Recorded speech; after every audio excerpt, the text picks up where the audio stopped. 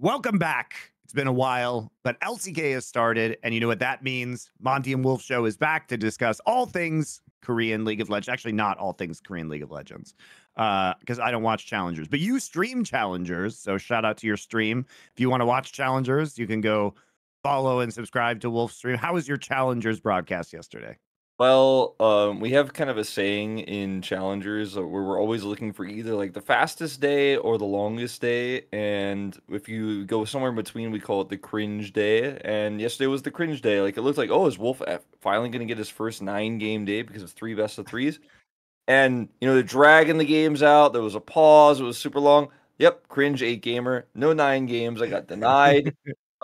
T1 2-0 their series, no full distance. But it was fun. Fearless Draft is interesting and lowers the level of gameplay as you and I would Well, expect. for now, but I mean, look, I think the Fearless Draft, at least for for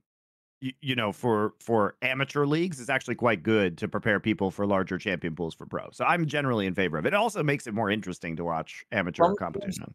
some teams were really smart with how they used it, and we saw like some teams even ban stuff that didn't make sense because they didn't want the other team to pick it, so they could pick it in the next game. For example, there was like some really next level drafting around it, and the other teams had no idea what to do and made drafts that had absolutely no synergy whatsoever. They were like, let's pick all the champions that are left that are strong, even though they don't work together at all. And yeah, I mean, I think there were definitely different levels of how teams used it.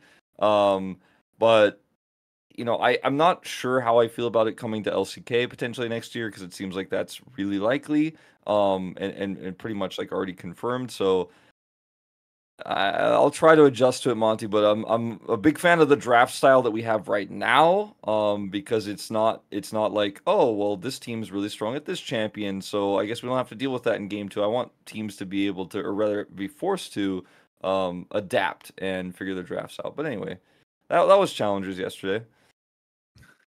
So, Wolf, your thoughts on moving to a 3-split system next year for LCK, understanding that now we pretty much know that every region is going to have some sort of Fearless Draft lock-in tournament to qualify for the first international. And then presumably we're going to have fewer games in the second 2 splits. So the split before MSI and the split before Worlds. So we might switch to a format. Wolf, if you were the ghost commissioner of the LCK, who only appears when there are announcements about DDoSing T1, what format would you want to see? Because I don't think we're going to get double round robin back. I don't think we're gonna get double round robin, which is really sad because I thought double round robin for the Oh quality God, games, no, no, the no. quality games, the quality games, it's worth like we get 2 Gen.G T1s, right? We get 2 Hanwha T1s, we get 2 Dplus KTs. But I think if it's up to me, I would want some form of the old champions format where it's actually tournament format and we get the bad teams out Yes. quickly. Yep. And You come from GSL, man. Come on, like you love this shit. as long as as long as the groups are seeded properly, we won't have any really, really strong teams like killed early. As long as it's done well, like I think that could be a good format. And who's to say we need 3 seasons? Maybe we could do it 4 times if we're going to make it that short. But I think it would just make the highest level League of Legends happen more often. So for those who don't know, like we're talking about GSL style groups, which means you would have like, for example, maybe 12 teams in the LCK. So we have 10 right now, but you'd have 2 guest teams or whatever, or 2 teams coming up from challengers who are like maybe the 2 teams in the finals playing in LCK, and then it's a double elimination 4-team group. So you'd have like 3 of those. Or potentially 4, right? If you want to do a 16-team league, but I don't know if we have enough teams for that just yet. But it's definitely theoretically possible. And then if you lose the first match in your group, then you get to play against the other team that also lost in your group. So 2 matches, right? 2 winners. They play against each other. The winner of that gets first. The Yeah, loser of it's that basically losers. yeah. So it's what happens right now in LEC in the second phase, guys. Basically. So I mean, you guys know GSL groups. We've been talking about this forever. They're called. I mean, it's basically 4 teams, double limb brackets is what they are.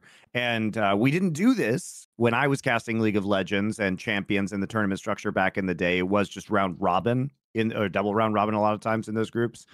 And so it would be a change. And there were 16 teams. Obviously, it's easier to run that because then top 2 teams of each group end up into the playoff bracket, right? But you could do it with 12 teams as well. You could do it with 12 teams as well.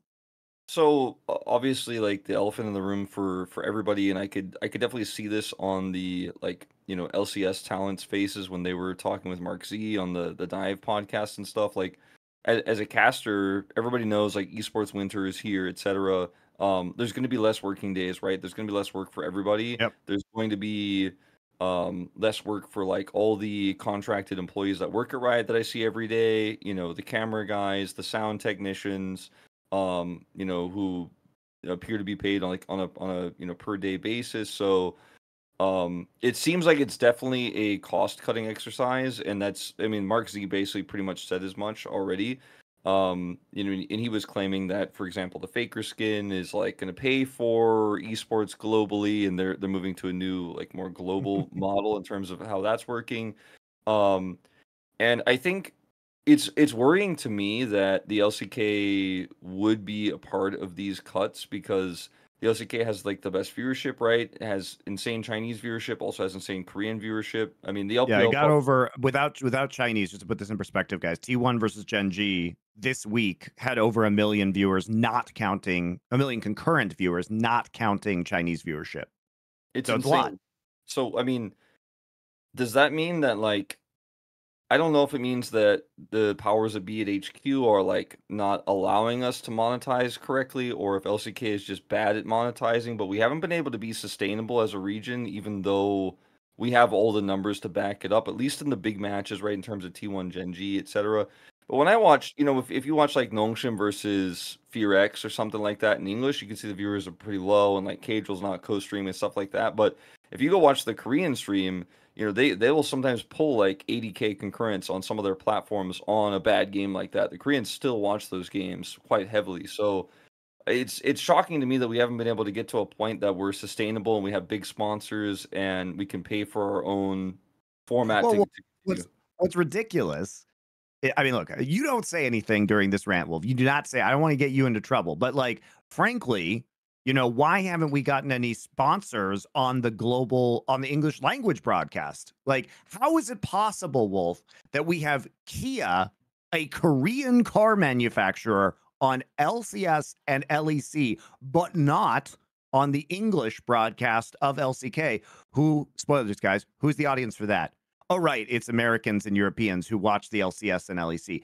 And like, if Riot has access to these deals and they're making these deals, why aren't they making them for the who is making deals for the global broadcast?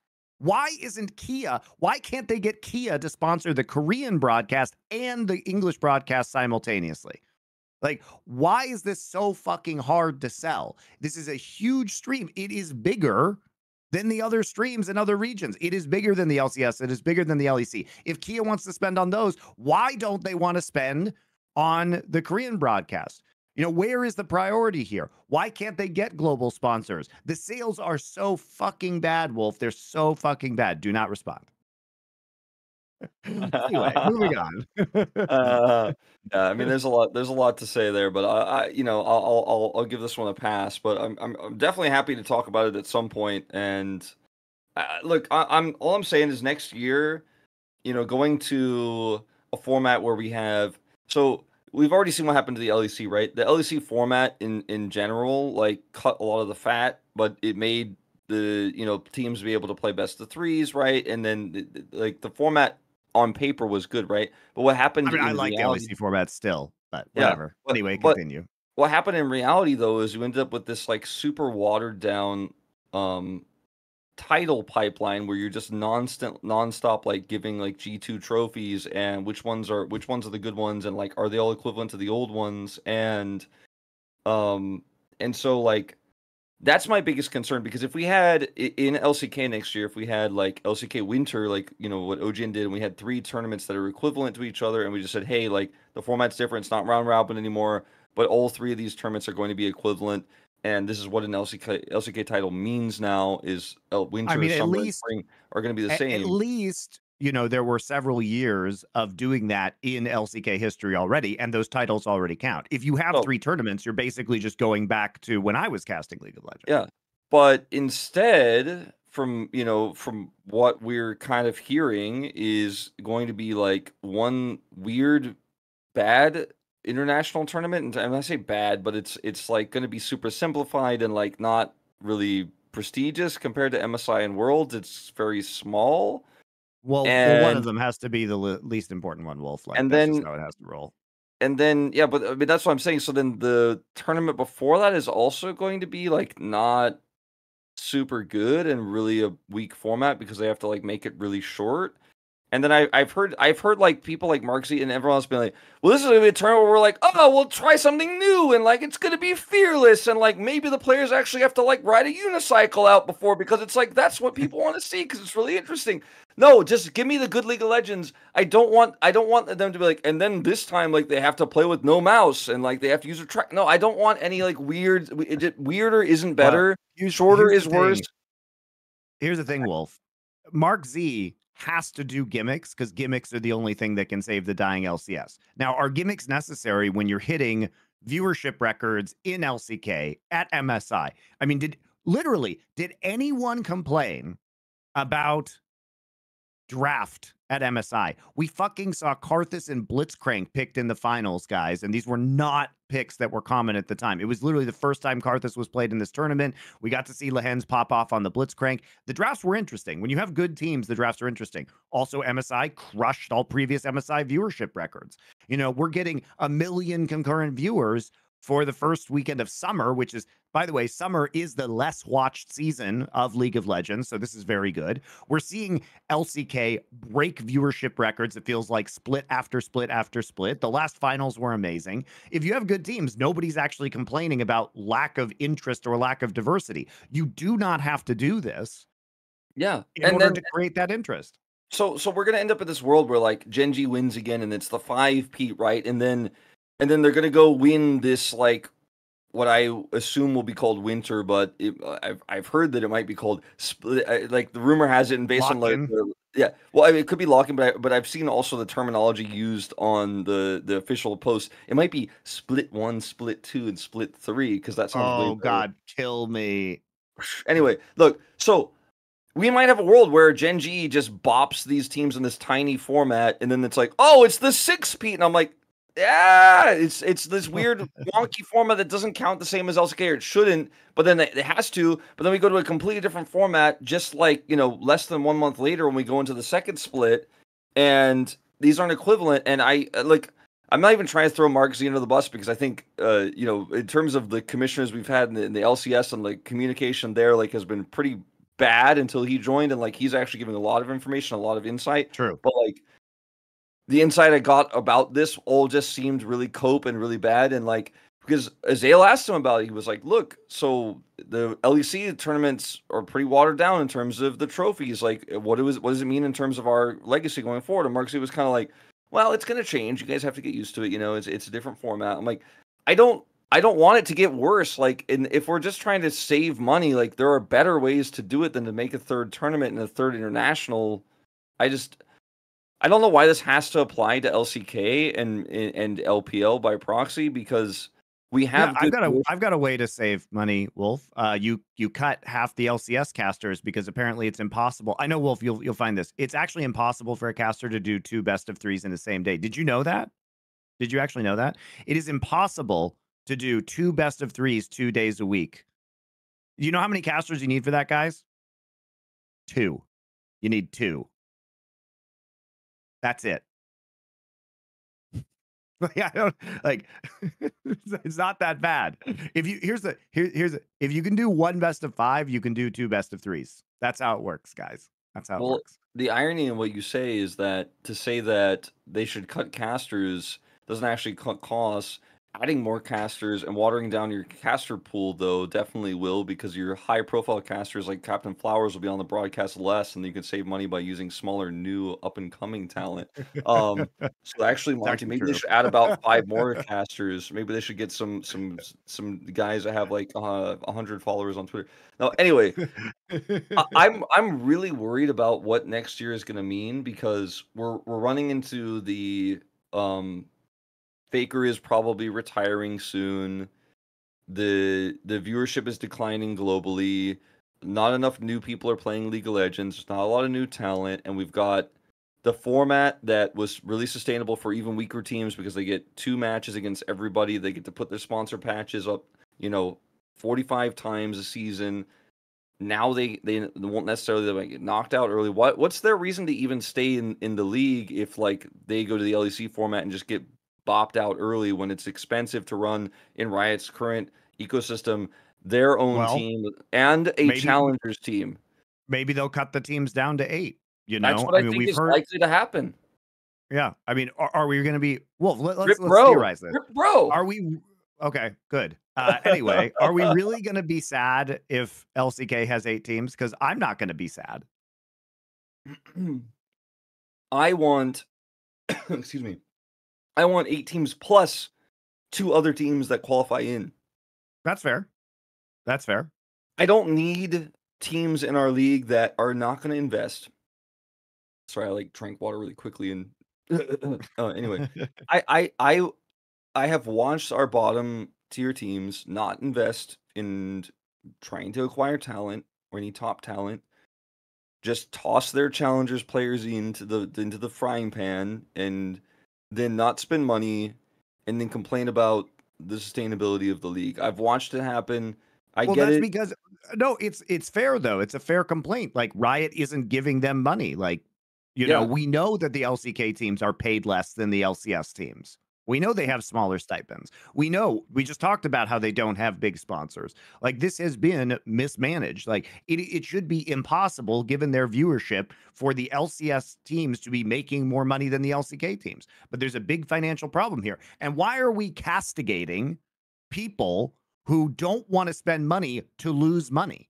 You know what I mean? Like, if Nongshim doesn't want to spend more money to lose money, like that's just why are we saying that they should run a bad business? What should happen is Riot should support them better. That's what should happen.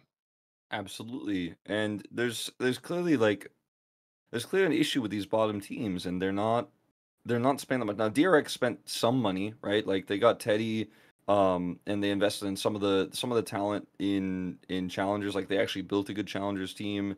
They've tried to like not like Nongshim just put all the challengers players in. They kind of got Teddy and they got Pleta, and then they're like moving some people up. Like Yahoo moved in, Frog moved in. They also invested in Rascal, which ended up being a bad decision, Yes, but like they invested, right? sure. So like, DRX, I'll give them credit because they actually did try to go like kind of budget, but also like, this roster could go somewhere in the future, which is kind of what happened with their 2022 roster, right? Eventually it did end up doing good things, at least in that one moment. So I get DRX's model, but if we drop 2 teams, I would like to see teams qualify in, because I look at the KT Rollster Challengers team, and I know you're not that familiar with Challengers, but like they're super good. They actually look like a very coordinated 5-man unit. But if you just take 5 of these Get that players and bum Pyosik out of this league. Get that bum Pyosik out. Get him out. Hambach is actually insanely good. He's a jungle player. But if you end up just sending half of these players to like EU, you send them to LEC, and then 2 other players go to like Nongshim and like DRX, or like one goes to Nongshim, one goes to Bro. And I'm like, oh, we wasted these 5 players. Who are like, why is there's no talent coming up? I'm like, well, why is it different from the old days? I'm like, because fucking Griffin was a 5-man unit that played together, qualified together, came into the league together, had a coach that trained them to be there, and then were on this tear. And they were already on this tear in challenges, and they qualified into relegations. And then they came in, and all of their skills and all the draft style that CV Max had was all translated in, and then they just like pushed through, instead of just like cutting the best team into like a million bite-sized pieces, and Thanatos is in LEC, and Peach is in LEC, and I don't know who else, Luon and all those guys. You just ripped all the talent to pieces and sent them elsewhere, because can they go to LCK? No, because they're playing behind insane top tier veterans, so it doesn't make sense for these teams to upgrade them. They just want to sell them. And the current format for challengers is a disaster and doesn't allow these players to actually come in or work on real proper skills to succeed in the LCK. But they have good mechanics, because what you have to do in challenges is prove that you have mechanics to sell yourself to Western teams or even Japanese teams, depending on where you're at in challengers ecosystem. And so you just kind of make the solo queue plays, and then you don't learn how to work as a team, because you're not going to work with that team anyways, because they're just going to send you somewhere else. And then you go to LEC and pop off, and everyone's like, whoa, like, Malrong was insane. Malrong was not that good, actually. But yeah, in your ecosystem, he looks really good. But you put him on a Korean team who are like, well, I don't know about this guy. I don't know if I really want to play with him. He doesn't have the teamwork skills that are necessary. So what I'm getting at, Monty, is I think the pipeline we have right now is bad. If you change the format to have teams actually qualify into the LCK as a team and then come in as a team, then you might have a Griffin back. You might get that back. You might get that cool hype storyline. You might actually get a team that is working to build something for the future together, and not just like being like, well, I hope they pick me, the top laner, and not our mid laner, because I need money, and I hope the LEC picks me up, because that's where we're at right now. Yeah. Well, I agree with that. And like, it seems like Riot does too, because they're heading back into that model, at least I mean, it's not done yet. The word proposed was there for the Americas. It's proposed. And you'd have to buy these teams out. But I think some of these teams would be willing to be bought out at this point in the LCK. Like, you can't tell me that all of these teams still want to be here from a financial perspective, because it sure doesn't look like it, right? It sure doesn't look like it. No, absolutely not. Week 1. Let's talk about some of the. Let's start with the surprises. So we actually, I will say, I was encouraged by seeing the amount of roster movement that we did, because a lot of times teams just run it back for summer in Korea and we don't see any attempts to like get better. Now, I don't agree with all the roster moves that were made, such as FearX decides to bench their best player, Willer, for Raptor. Seems like such an insane move to make to me.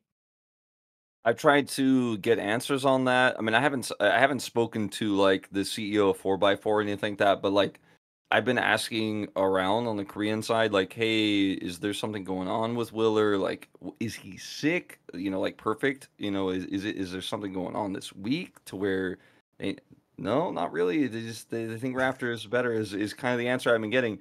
He's not better. Willer was the best player, and when I found out that they were like, no, Raptor is our starter now, I was like, well, this team has no hope, and I'm not interested in them at all. And I really hate to do it, because like Closer was once like, you know, he's playing behind Faker. He plays really aggressive champions. Like he loves to play Aurelia mid. He's super good. Like he was one of those like high profile, high potential T1 trainee players. But like he just became budget Zeka. I don't know. Like he hasn't improved. Like where's the growth? It's not there. It's not there, Monty. Clear, also a hyped player. Like I feel like I'll defend the Live Sandbox / Sandbox org, now of course FearX, because when they built this roster and started to put it together, the players they picked were like good. You know, it was like, oh, the prospects are real. Willer seems pretty solid. You know, Clear is an up and coming top laner. He looked really good on DRX. Okay, Closer, yeah, if you get the right team around this guy, gonna be fine. They had Prince, right? Like they actually had a good setup, and it wasn't even like a budget roster. It was like, oh, okay, these players are like probably the best bang you can get for your buck, and we're gonna build something awesome with it. But it didn't happen. Then they benched Willer, and they got Henna. And I mean, Henna is not that bad, but he's definitely not gonna change the world right now in terms of the rest of this roster. And Execute is like coming back from Europe with his extremely aggressive playstyle, which is usually a detriment to the team. And I'm like, yeah, but it's fun. It's fun if you like losing and watching him do stuff. I do like him losing. I don't like him losing, but like he is trying to do things and then he's losing. All right. So I mean that was a curious substitution. We also got the casting in for KT, which also confused me, because Wolf, if Perfect is sick, why is Perfect being substituted in the middle of a match? Why is he at the arena? How sick is this guy? So this is the thing that like was really bothering me, because people were saying like the official KT statement was perfect is sick, right?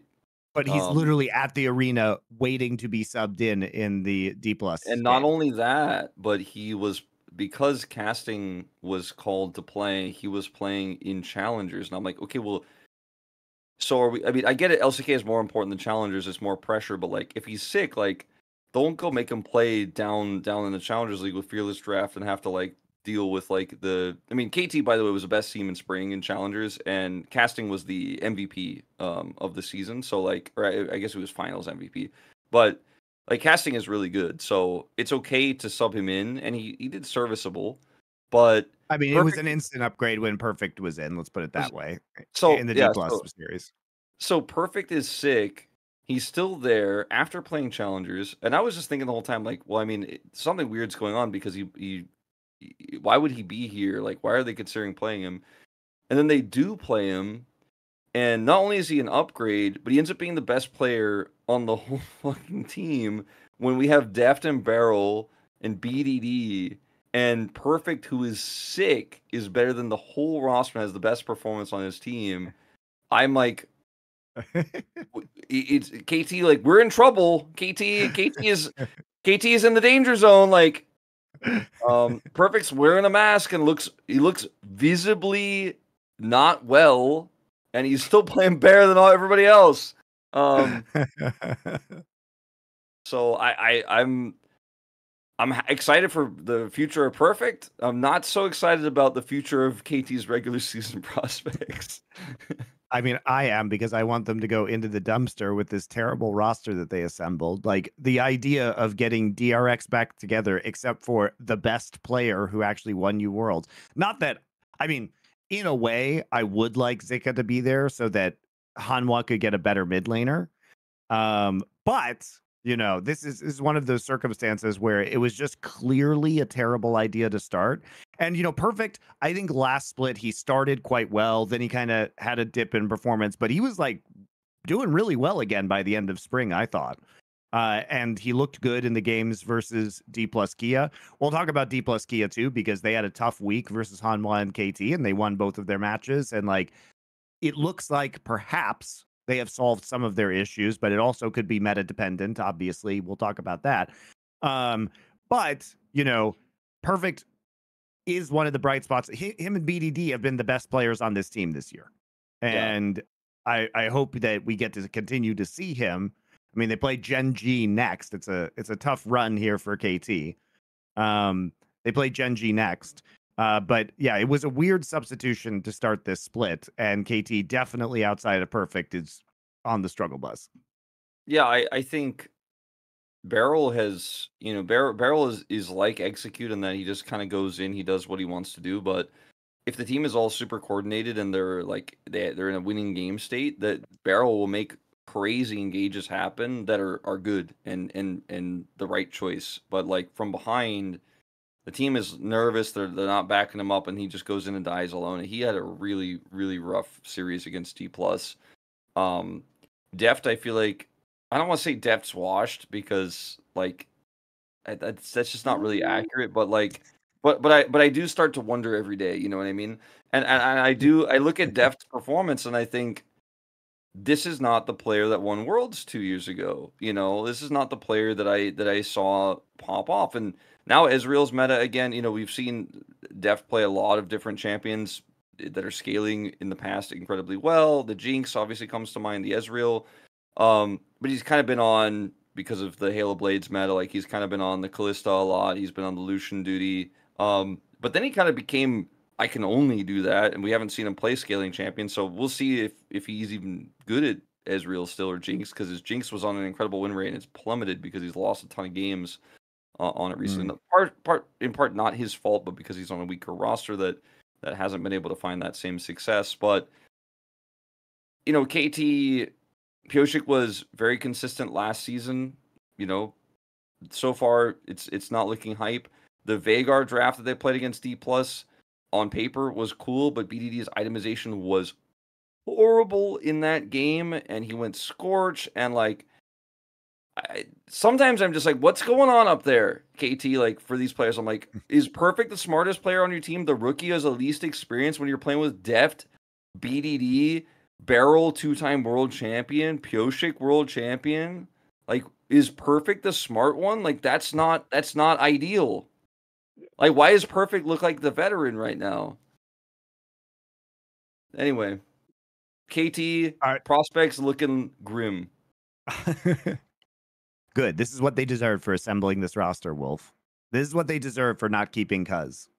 Speaking of Cuz, it warms my heart to say, guys, that me, #1 Kwangdong Freaks fan, it's looking good for me because they have a new player. The Bull hype is dead. He fell off as the spring went on after a stunning debut. But, Wolf, we got Leaper.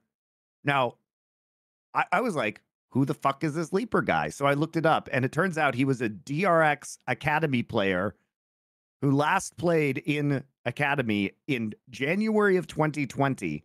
And literally 4 years later, at the ripe age of 24, he makes his LCK debut. Where did this guy come from? So he's a streamer. So I was talking to some of the LCK staff about this, but trying to get the information because it just didn't seem like it made sense to me that like this guy who hasn't played in 4 years, like I was like, is this data correct? Has he played somewhere else? Like, is there like missing information? And I was like, oh yeah, no, he's a streamer. I was like, oh, okay. I don't know how many viewers he gets on average, for example. Like, this guy is not like super famous in Korea, but I'd say like he's got a decently popular stream just based on talking to people. And people told me his playstyle was extremely similar to Bull's in that he plays aggressive champions where he wins lane. He plays hyper aggressively in lane. He tries to make super plays, and that's like his whole stick on his stream. Is like he plays like Kalista and tries to body people in lane and solo queue, right? And then he comes into the LCK, so I was like, oh god, it's like a new Bull that CV Max found. And then I look at him in the LCK, and I'm like, okay, well he played Ashe and Jhin. And then he played Zeri and gets a panic kill. I'm like, okay, so he's not like Bull in that Bull was like, I can only play the winning lanes. I can't play scaling. So he can play aggressive lanes. He can play like utility. He can also play the scaling. So I've been really impressed with Leaper so far, just simply because he showcased such a wide berth of different champions and like different talent. I mean, he died once in their first best of 3 versus KT. He looks very good. And coming in as a streamer as well, like people were kind of worried, like a little bit concerned, like, oh, what's he going to do in terms of pro, because there's not that much pro experience. Like DRX trainee doesn't really equate to, especially 4 years later, having like really good reads on like when you need to rotate into team fights and stuff for pro, and how quickly people collapse on you in pro. As AD carry, it's a very difficult position to play. If you play in solo queue and like you're just trying to get as many kills as possible and you're streaming, like, your solo queue team might have vision for you, or you might just be like, well, if I die, I go in, we get the kill kind of thing, especially if he's playing really aggressive picks like the Lucian. But in pro, like if you're playing the Jhin, like you need to have vision, you need to communicate with your team, or you will just get engaged on, you will die, and you'll have a horrible time and you'll be worthless. And instead, the guy has got great game sense. His positioning was fantastic. His laning was really good as well. Big And he just champion seems like a pool as well. big champion pool. I He mean, seems like he played Senna, he played Ashe, he played Zeri. Jhin. He's played everything, Jhin. right, practically. He's Oh, he didn't to play me Ashe. right. Sorry. Oh, he played Ashe first game. That was right. That was Yeah. the Ashe Seraphine game. Yep. He to me right now is the most exciting player that we have in the LCK, like in terms of new players. Like I'm like, damn, this guy's good. And he's new, and he doesn't even have that much experience, so he's only gonna get better. I know everybody got hyped about Bull, and you and I on this show were like, oh, it looked really good, but like let's wait and see because he only played XYZ. This time I look at him, I'm like, well, he's already shown multifaceted potential across a pretty big champion pool, so I think it's fair to get excited about this guy right now. I think this is a huge This upgrade iteration, and my guy Cuz is back. He's back. I believe in this Kwangdong Freaks roster, and especially Wolf. Also, the unsung story is Andil coming back, who was out for a good chunk compared to Quantum and Spring Split. And Andil was actually looking really good Andil looked before insanely. Yeah, he looked really good before he had his sickness or whatever. Again, disease striking the LCK in strange and unpredictable ways. But he's back now. It's almost like, well, I don't know. It's almost like they say they're sick, but they're not actually sick, and there's another issue that they don't want to talk. It's weird. I know it's weird. Anyway, I'm happy he's Mm. back. I'm very happy he's back. I And Leaper looks interesting. You know, Bulldog is back on AD mid lanes. It's opening up Cuz to play Maokai and other AP champions like Nidalee and Lilia.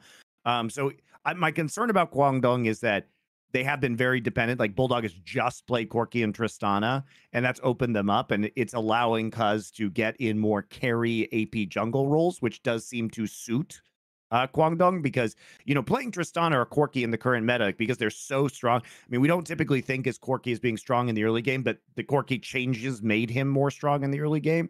So now it's like Bulldog like playing some of the OP like bully picks to kind of paper over his shit laning phase, and then it's allowing Kaz to actually just kind of run the map. Dudu also doing very well, right? But Dudu also was given Skarner 3 games against Bro for no reason. So Yeah, I'm a little bit less excited about Duda's performance so far, but we'll see what happens. But I do think where we are at right now in like this week and kind of like how we're looking at the tier list of the LCK, like Guangdong could be, depending on how Dplus performs, like a 5th place team this season, but could even potentially be like a 4th place team, I think, if they continue to grow. Because KT looks pretty doomed. I mean, Right? Hanwha's looks shaky too. Hanwha That's the Hanwha problem. looks real rough. Like Hanwha Dorian is Peanut kind of running it down.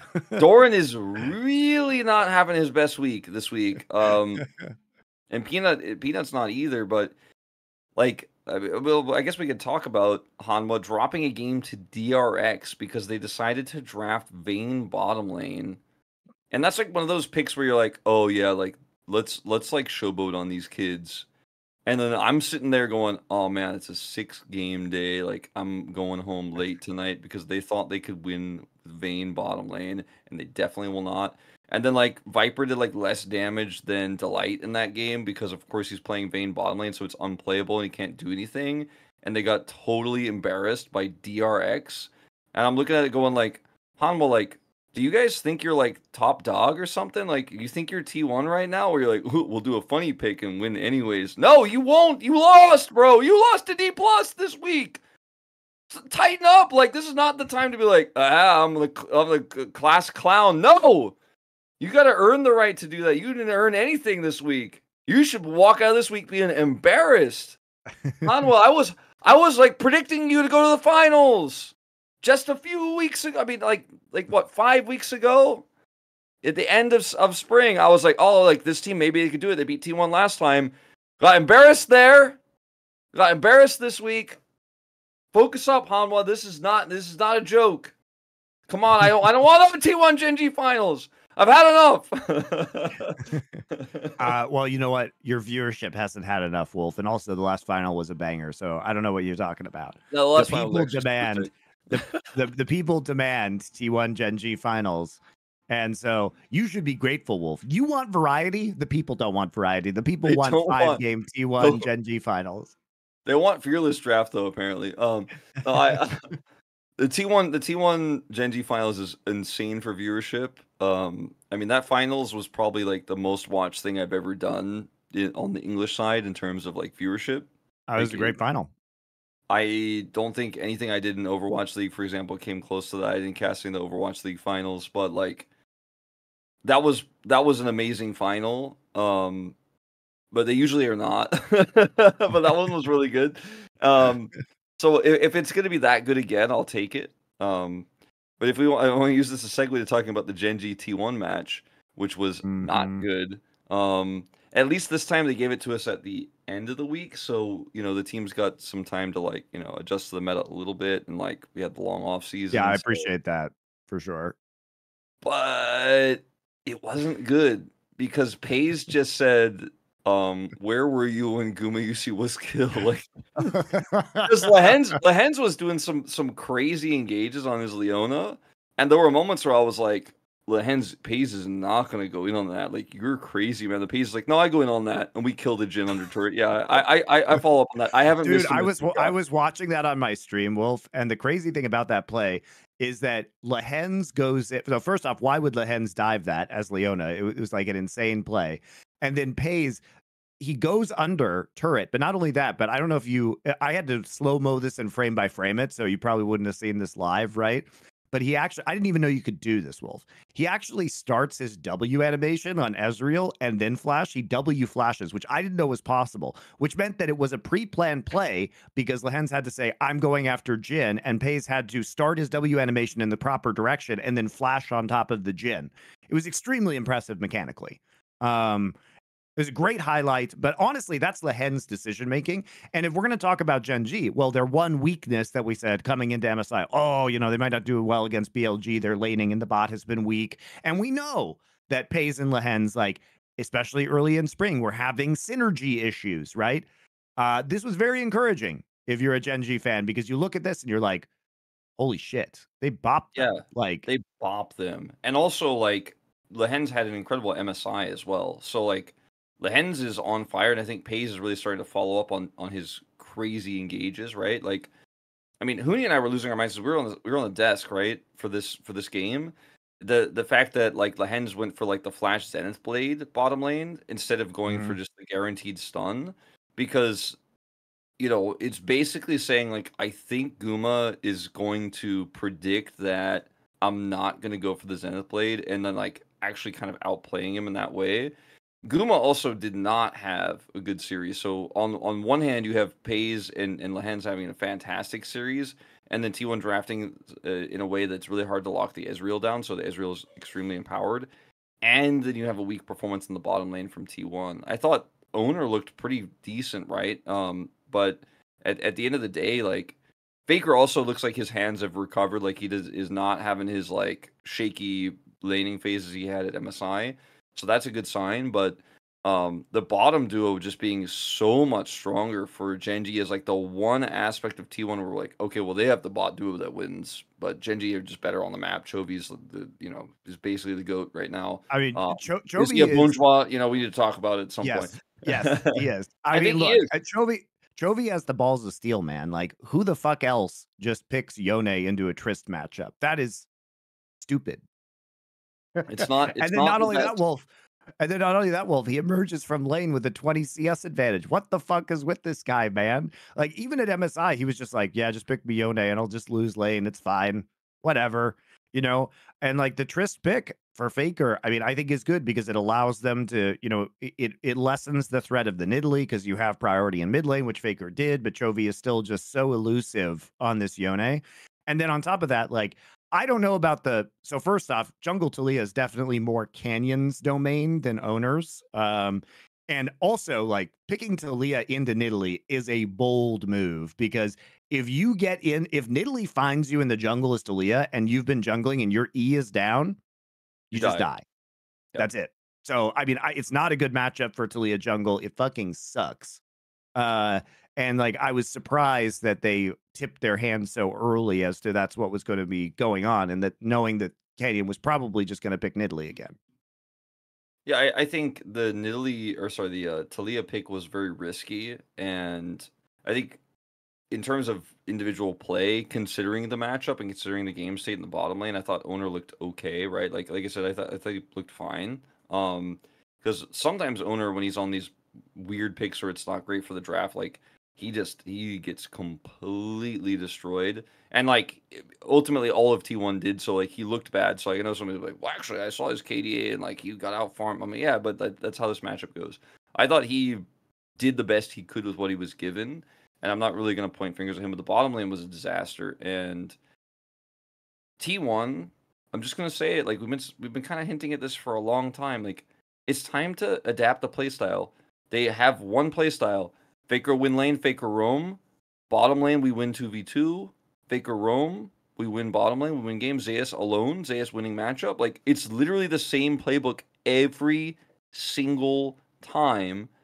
And if T1, like, 1 out of 3 games was like, oh no, like, this time, like, You know, we're kind of like chilling with Zeus on weak side top, and like we're gonna play a little scaling matchup bottom, and like Faker's gonna play a little bit more facilitating. I'd be like, oh, okay, like well they can do that. They seem like they can't do that like at all. And when I see Guma on Jin, I'm like, we just got absolutely booty Well, let's blasted. be clear. Jinrel is not a real lane. That's not a Yeah. lane, you know? And you walk right back into the Ezreal Leona combo again. And you give them Skarner 2 games in a row. Like you first pick the Tristana because you think, oh, we'll just get Prio in mid lane by first picking Tristana. And like, look, T1 is still a good team, guys. I don't want this to overshadow the fact that T1 is still probably a top 4 team in the world, because when we talk about T1, I mean, really it's not about T1. It's about how fucking good Gen.G is right now. Yes, that's They are exactly what. crazy good.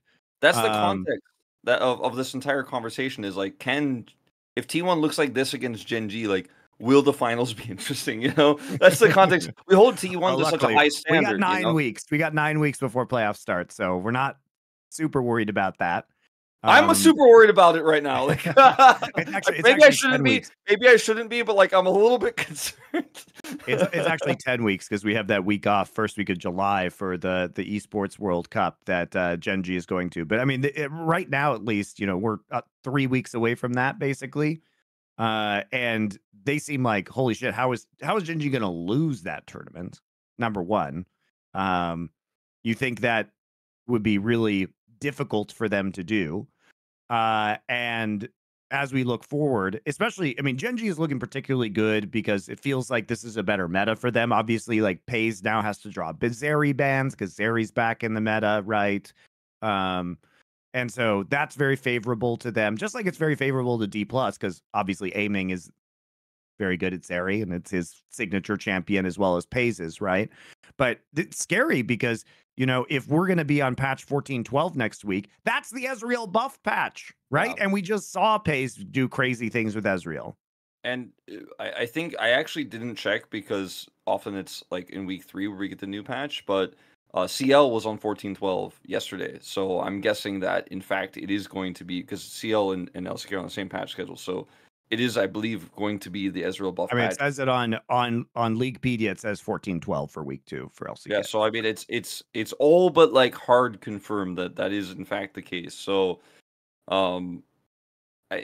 it's a really good sign for Gen.G, and I think this could be like, we could be going into a, like, we'll talk about it when we get to round robin too, but like it could be like the perfect season for Gen.G angle, because they're so incredibly good. Chovy is a bonjour, and I think we'll probably talk about that like in more depth at some point, because the man is the best player in Korea. Like there is like there's no even like modicum of doubt, you know, and that's when you're a bonjour, when it's like, oh, is Chovy the best player in his region? Like, is he the best player in this domestic league? Like, nah, well, there's so and so is close. No, nobody's close to him, so he's definitely the best player. He's definitely a bonjour.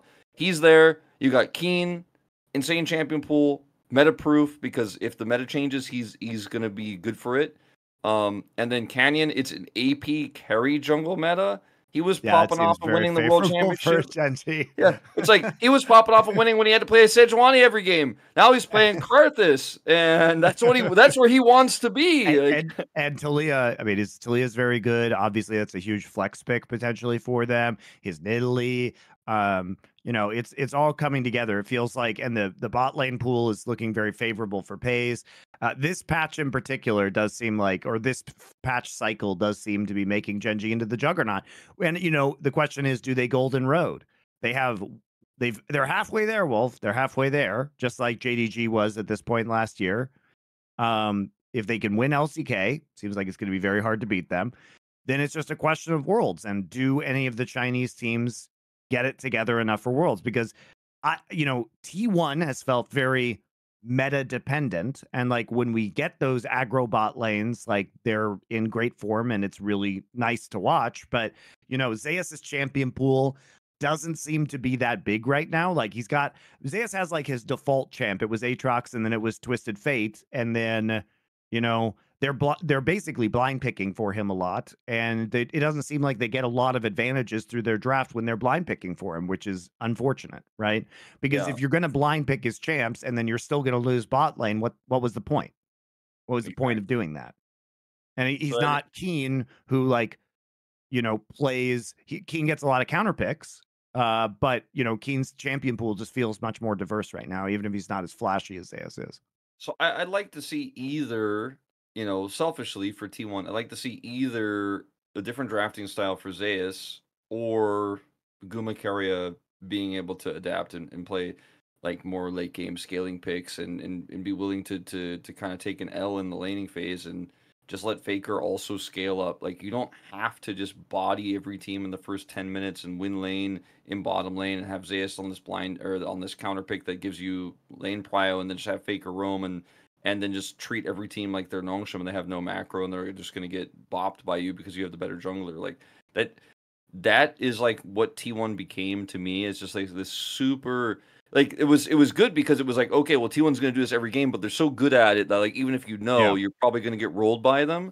But people know now, and Gen.G knows, and then the bottom lane isn't performing, and they're getting weird picks like Jin, Rel, and then they're just not able to perform there. So I want to see adaptation from T1. Remember, Guma started his career on Draven, right? So he's that type of player. But then he also, like in his debut week at LCK, got like pentakill on Aphelios, and like his Aphelios was fantastic. He's played amazing games with Jinx in the past. Like he doesn't need to be on Callista Lucian every game. Like that, he doesn't need to be that player. But T1 has decided he's that player, and I don't know what happened somewhere along the way. But when you think about Pays, you're like, yeah, I'm happy to see him play Callista. I'm happy to see him play Israel. I'm happy to see him play Zeri. I'm happy to see him play Aphelios. You know what I mean? Like when you look at Pays, you don't go like, oh, he's a blah blah blah AD carry. Like he's a one style of AD carry. He's not. He plays everything. He's good at everything. Guma, I think, is good at everything that isn't Zeri. And he's like okay at Zeri, right? He can still win the high level finals games as Zeri against Gen.G. So Zeri is good enough. But T1 don't utilize that. And they don't utilize Carrier's other talents as well. They just once he like went into the marksman, like body the 2v2 lane, we win every 2v2 lane. They're like, well, that's who he is now. Also, he plays Tom Kench sometimes. I'm like, I'd like to see Carrier as Leona in this meta. I want to see more Carrier Alistair. Like, he's really good at these picks. So the T1 coaching, I think, is where we have to take a look on where the drafts are going and the playstyle adaptations that need to happen if they're going to beat Gen.G and round robin too. Because I still think, yeah, you could just keep playing like this and probably beat 8 out of 10 teams in LCK. Like Hanwha might get you sometimes, or maybe Dplus in this meta, maybe they get you.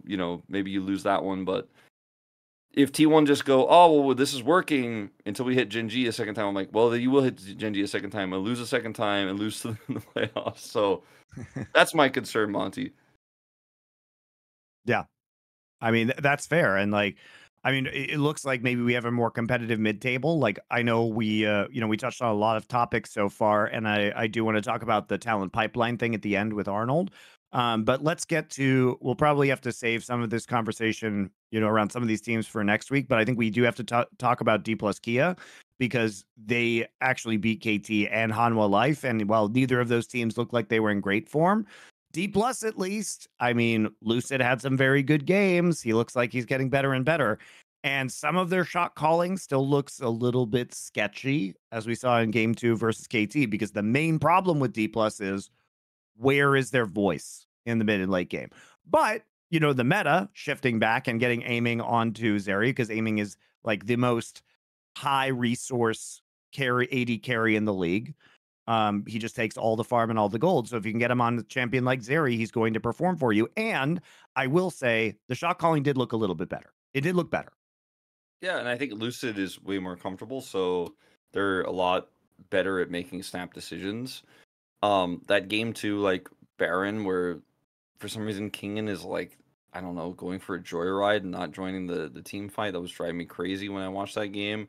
I felt like it was one of those moments as a caster where you're like, I think like this is so silly, like it's so weird what he's doing that like I must be missing some context here. So I went in on it, and then I was like worried I was gonna open Reddit and I was like, Wolf, like he clearly just like lost a trade in the bottom lane. He's at 10% health. Like of course he didn't go to the Baron.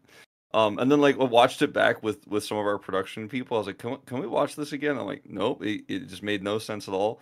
But Lucid looks really good, right? And Lucid's becoming very popular in Korea because at first he was like a rookie, didn't have that many accolades. People knew he was hyped, and the Korean casters hyped him up a little bit, and we hyped him up a little bit, right? But then he really kind of choked a lot and didn't have big plays, and Dplus was kind of struggling.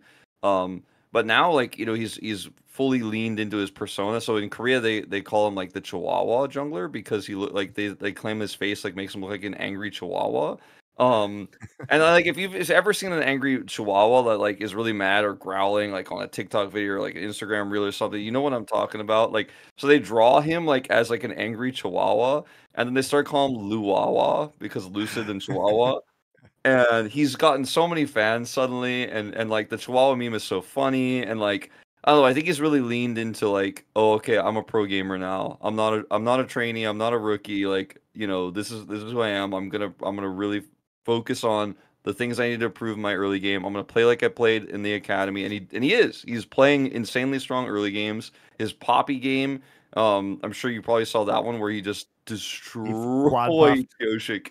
Yeah, he just Well, it destroyed was Yoshik. funny though. And by the way, that was game one of KT versus Dplus, guys. And if you go watch that game, it is worth watching that game in particular, because it is very funny what Lucid does. And I don't even blame Bioshik because Lucid just plays like a psychopath, and he actually just like gets chased out of in between turrets and then stays in the enemy jungle to counter jungle at like 100 HP. So Bioshik clearly did not expect him to have the balls of steel, but he had the balls of steel. And it was, Bioshik's like, wait, my blue buff's gone?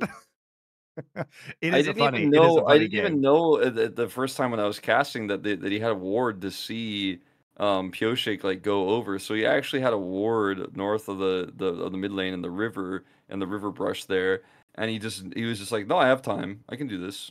I'm gonna get away with this. It was actually so greedy, but also smart, and he got away with it. And I mean, he looks really, really good. Showmaker looks like he's back in form to a decent degree, and I've always been kind of an aiming believer. Yeah, he soaked a lot of resources, obviously, in seasons past, and that was sometimes a problem when Showmaker also needed money, or if it was like Lucid's trying to play a carry jungle, which is rare, but it does happen from time to time. But I think aiming, it's a good meta for him. And I'm somewhat hopeful. Like, I'm not saying that it's going to happen because there were definitely some low points as well, like the King and debacle and stuff like that. But I'm kind of hopeful that maybe Dplus could be. I think Dplus is going to be one of our world's teams, but maybe they could be the team that plays in like the losers final. Maybe it's Dplus T1 to see who plays against Gen.G. Like I'm kind of Yeah. hopeful that Dplus can really get it together, and kind of ride the momentum, because I'd love to see Showmaker on a huge stage again. But I do think this team is likely going to Worlds. Yeah. I mean, hopefully, I'm hopeful as well because it would be fun to see this team on the world stage and to see Showmaker back. And like, it'd be a great final to see the Showmaker versus Canyon like rivalry final, former teammate rivalry final. So that'd be great. Let us switch really quickly to discussing. So Arnold Her, the CEO of Gen.G, basically created a long tweet where he effectively said, "We've got a problem, guys.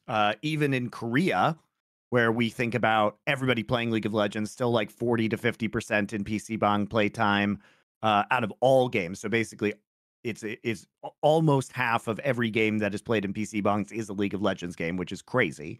That they're not seeing young talent in the pipeline, and they're not even saying like at academy level. What he's talking about is like, are there 14-year-olds that are now making challenger that people are starting to train? So he's not saying the problem is imminent. There's still like a crop of teenagers, I think, that are in academy right now who can come in, but this is like he is forecasting a problem maybe 4 or 5 years in the future where we run out of talented rookies effectively.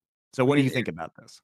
so I mentioned all my issues with the challenger system, so I'm not gonna go deep into that. I did mention that I did mention that on his tweet, like I responded to him there as well, but um, more focused on like not the academy challengers to LCK pipeline, but actually on the young players issue.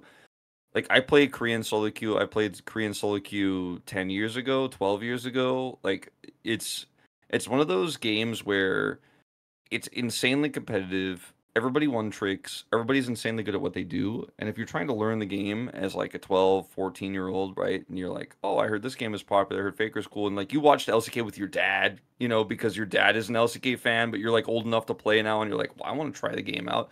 And dad's probably like, "Well, you know, well, son, like maybe play some bot games." Like, so, but you go Yeah, into the I mean, game. look, it's very different now. I mean, when I started playing League of Legends, there were 30 champs in beta, and now there's 170. So It's crazy. there's a ton of champions. And then even for me, like, you know, before they changed the queue system for normal games to where you can actually pick like they did the Heroes of the Storm system where you're like, okay, I want to play Corki, I lock that in, and then it'll queue until I can play Corki, right? On the old system, when you play a normal game, you're like, for me, I'd be like, well, okay, Nefiri came out, and I want to try to play Nefiri mid, but I don't want to play it ranked because I don't know what she does, so I don't want to ruin somebody's ranked game. So I guess I'll queue a normal game, and then it pops up, and then the second you go into lobby in Korea, instantly the lobby is filled, flying faster than XQC's Twitch chat with people spamming what role they want. And they're spamming mid, mid, mid, mid, mid, mid, mid, mid, mid, mid. And you're like, if you're not faster than those guys who have like actually probably have a macro on their keyboard, and then you try to play, I want to try to play the Fury mid, they're like, I will just play Ghost, Barrier, Yumi mid and ruin the game. And actually the game just doesn't happen. You're like, well, I can't even learn this champion. They're like, well, too bad. I guess you just have to play support again because nobody wants to play support, or you have to play jungle again. You can't learn the new champion. And so like this Korean solo queue That's because environment, they don't have draft normals, guys, in they Korea. don't have You know, it's draft weird normals. because in other regions they have draft normals. Like they just have. Apparently, it was so unpopular in Korea because if you want to draft, you just wanted to play. You just play Right. ranked. Yeah. So if you want to learn a new champion, go fuck yourself, basically, is what the Korean server was. Like, so I would just be like, well, I guess I have to play in the Fury ranked and then get flamed nonstop because the Korean server is so, I mean, ask anybody in any elo, like Ox is our highest level player, right? He gets flamed, and then when people find out he's a foreigner, they send him like horrible messages in English. So I think like this is another issue that's probably not the issue you want to talk about on the show, but I think solo queue is so hard for young players right now. It's so unforgiving. My wife comes in and reads the stuff that people post in the chat when we're winning or losing. She's just like, "Holy shit! Like this is actually insane. Like it's so unhealthy. Like people just don't want to be a part of that anymore. Like, and if you're an old person who doesn't want to play the game anymore, you're like, I just want to watch LCK. You're like, I'm kind of done with that. I've done that shit. I don't want to see that anymore. And then you're like, but I still love League of Legends, and I can watch an amazing league, the LCK. So I'm just gonna crack a beer and watch that, and that's what League of Legends is for me now. I don't want to log in. I don't want to deal with these crazies. And if you're like a 12-year-old, your dad might be an LCK fan, and he might be like, I don't want you to play League of Legends. I want you to stay off the computer. Like, don't get in there. Just watch League of Legends with me. Like, let me tell you the story of Faker. Like, let me tell you about Steph. And so like I think that they've tried to make big movements towards anti-toxicity. They've removed all chat from the game, for example, in Korea. They're making small band-aid solutions to try to figure out how to save solo queue, but like it is more toxic to me, I feel like, than it's ever been before. And if you're a young player, like you don't want to just show up and play. You want to play a game to have fun. You want to play a game to get shit on because everyone one tricks in LC in non LCK in the Korean server. So you're like, oh yeah, like I heard Garen's is good for new players, and then you play even in low elo. You look at the OPGG player of the Darius who just completely destroyed you, and you're like, he has 14,000 games of Darius. It's all he does. It's all he lives. He's a bronze Darius player, and he's played Darius for the last 12 years. Also, players are just mechanically significantly better in Korean solo queue, guys. Like, you know, you look at these players, and if the level of individual mechanical skill between Korean server and like NA server is insane. You know, so you would be surprised how good mechanically players are even in low ranks in Korea, and they do one trick. And you know, so this is a problem, Wolf, because even if you know Korea and China still have younger player bases because Oh, it's more culturally relevant in those countries. There's PC bongs. You have friends who can help you learn the game, but there is going to be some level of dampening effect when you have to learn 170 champions. And also, frankly, it's just not fun, you know?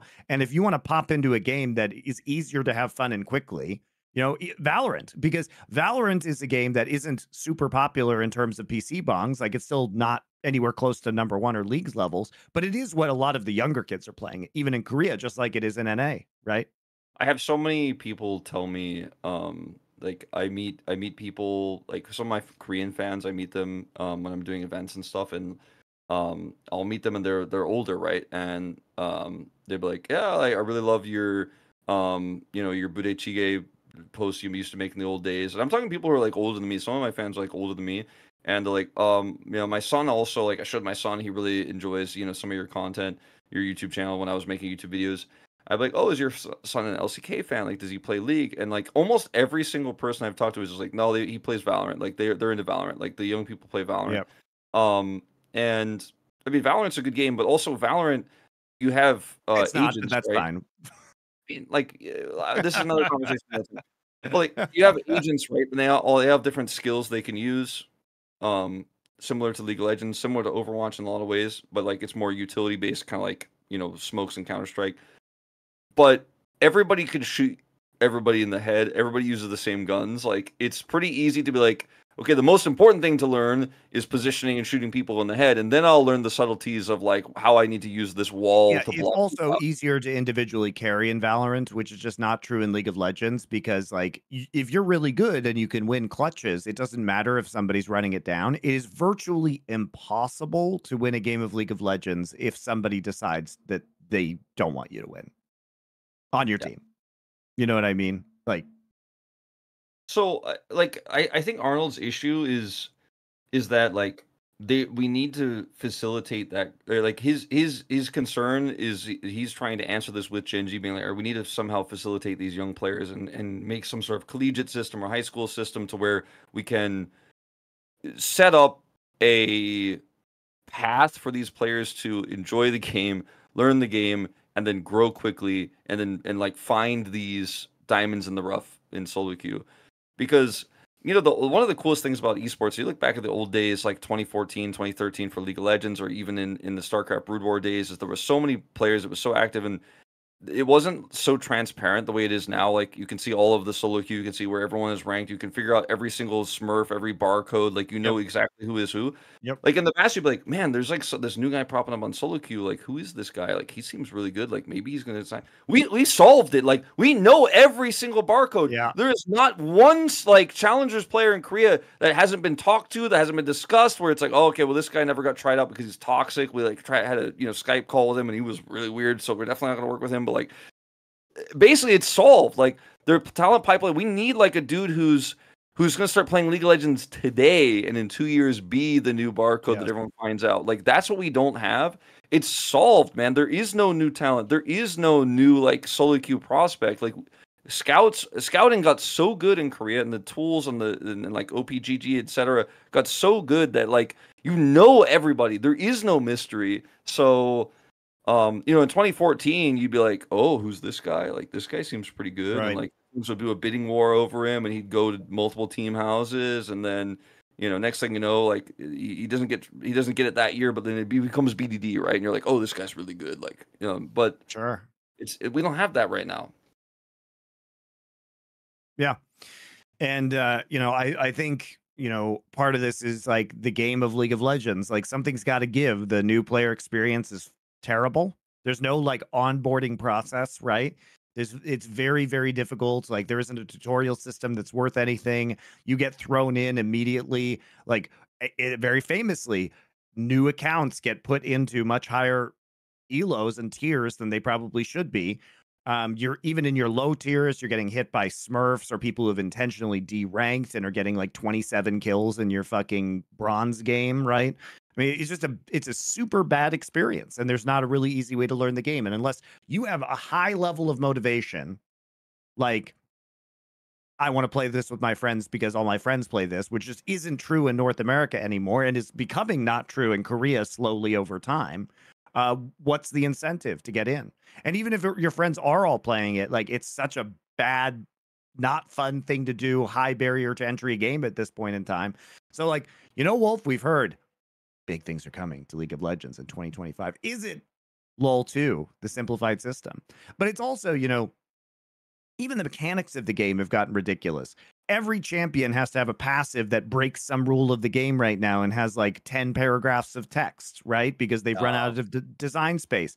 How many forms of fucking crowd control do we need, Wolf? Like, why are knockups different than stuns? That's just opaque and confusing. I have like so many friends that I casually watch League with, like League Esports. They'll come hang out with me during the off season, and we'll watch MSI together, or they'll come over on one of my days off and we'll watch LCK together, or like I'll watch LEC with them if we're up like late at night. And like they always, the funniest thing is like they all kind of know, even if they don't know League at all, they all kind of know some of the big champions, right? Like everybody knows Ezreal, for example. Like people are pretty like familiar with his year, or they'll be like, oh yeah, I know Garen. Garen isn't that popular, but like sometimes we saw like Adam play it.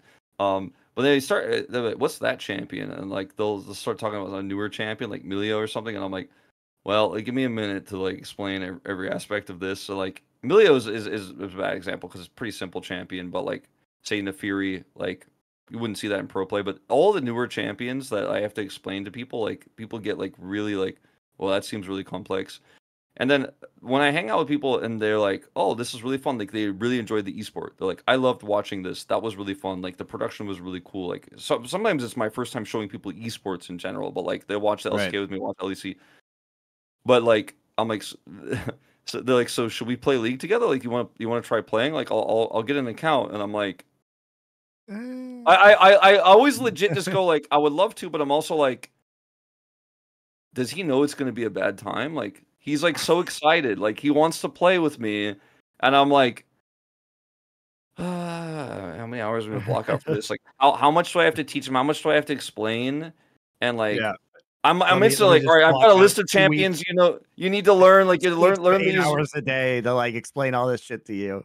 Because like, imagine you're like, oh, I heard Garen is fun. I heard Garen is easy, and then you fucking queue up against a Cassante one trick in your first game, and you're like, this Cassante champion seems quite complex, and like, how could he pull me through a wall into his turret? Like I thought I was winning the game, but now I'm under his turret. Like, it's just. I want this game to be like the game forever. I want this game to be the game that like continues to have talent. I want us to have rookies. I want it to be a game that we're talking about on this show in 20 years when like my hair is gray, what hair I have left of it. But if something doesn't change, then I don't think we will. And it's very obvious. A lot of the stuff that's even happening with Faker Skin being $500 is like the player base has income. They're old now. Riot knows that's the best, most cost-efficient way to make money, or the most like economic way for them to make money off of this skin is off of whales, and people have money. And they said it's like a hobby, like Warhammer, I think is what they compared it to. Like that yeah, except Warhammer, I buy things that I can resell and they actually have intrinsic value, right? That's the difference. Or even in CS, like I buy a skin that I can resell, so it feels less bad. The player base is older, they have money, but we need to recapture like what League was like, 10 years ago, 12 years ago. That needs to be recaptured. The joy that like I had when I first played League with my friends, that you had when you were first learning to play the game. Yeah.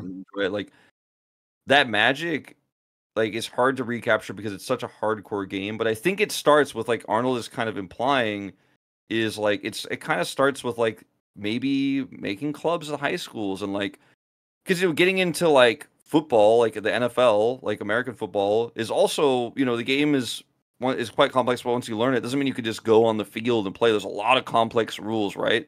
Unfortunately, esports needs people to play. The NFL doesn't need like young people to play. They need some young people, right? But it doesn't need to be like, they don't need casual fans of the NFL to be like running around on the field every day. Whereas League kind of does, because the whole point is it's an ad for the game, so they want people to play it and spend money. NFL doesn't make money when like people buy footballs or buy cleats. But my point is like, the system is there in like high school and even elementary school for young kids to like learn how to play American football or soccer. or baseball, right? Like you're taught at a young age, like you have a system of like these are the rules, this is how it works. You can play it with your friends, and like there needs to be some form of that for League of Legends or some sort of community based thing where people can teach their friends how to play in a safe space because it's not a safe space on the Korean server. It's definitely not a safe space, man. I've heard stories about EU West. I never played on EUW before, but I've heard stories. I've heard it's the worst one. I don't know, but be nice to each other on the internet, please, or it's gonna go away. And I hope that Gen.G can make some sort of system where they can train up young players too and find some potential players that aren't just the barcode on the ladder, because if we don't find new players, then like what we got is it. Like these are the people.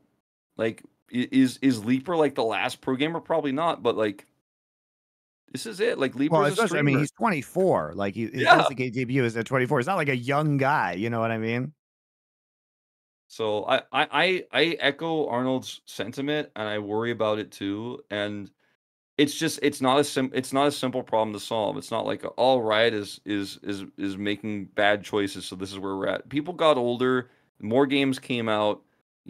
Riot should probably make an effort to try to capture the younger gamers, but it's not it's not something that Riot can just flip a switch and fix. So it's not happy news, but at least Gen.G wants to try to do something about it. I hope other orgs follow suit.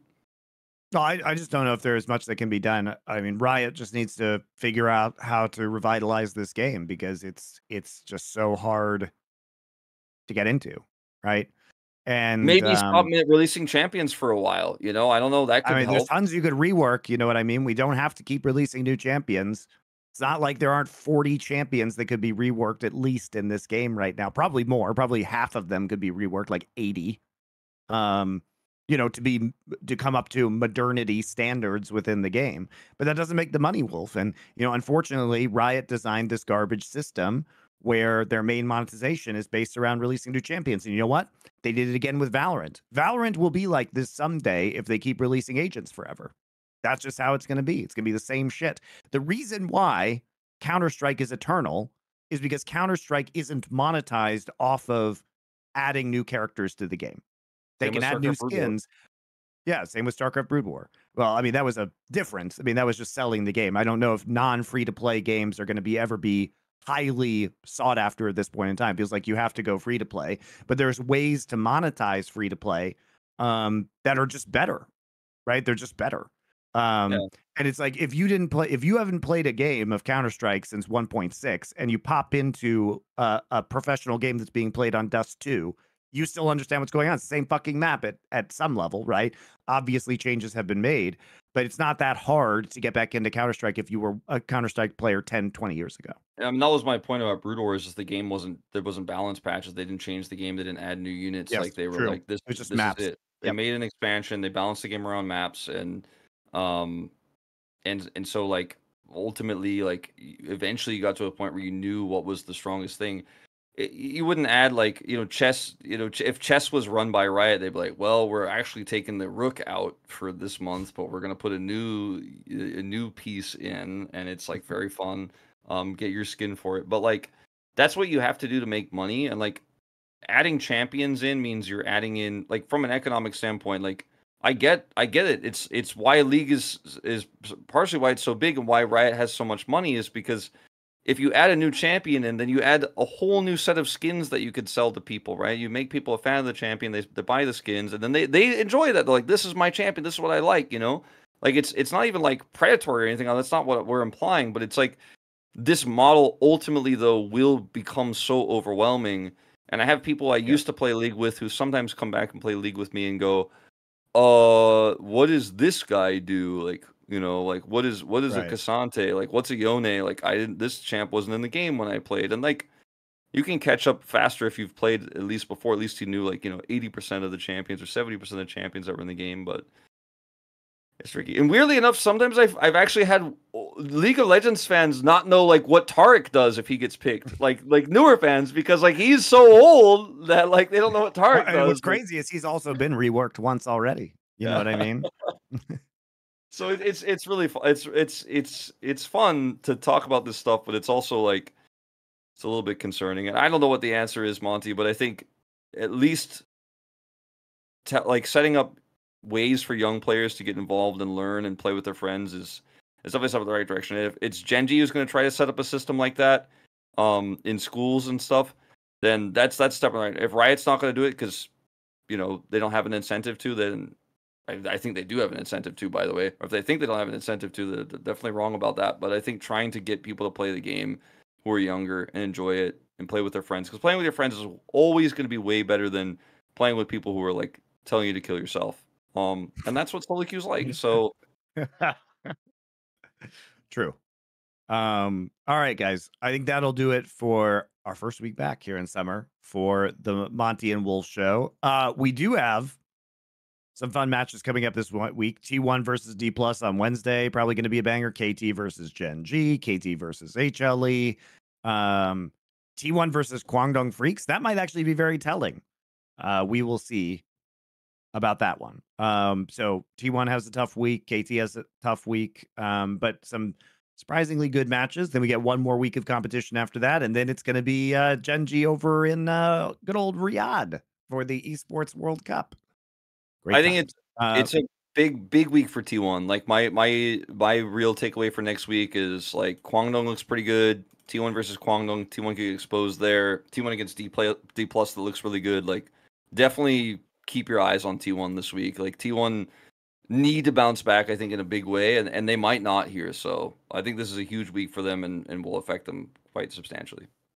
Yeah, and also starting next week, guys, Monte and Wolf Show will be back on its normal day, which is Sunday afternoon, evening in North America time, and Monday morning here in Korea. We had to do it a little bit one day later this week, but we'll be back on our normal schedule next week.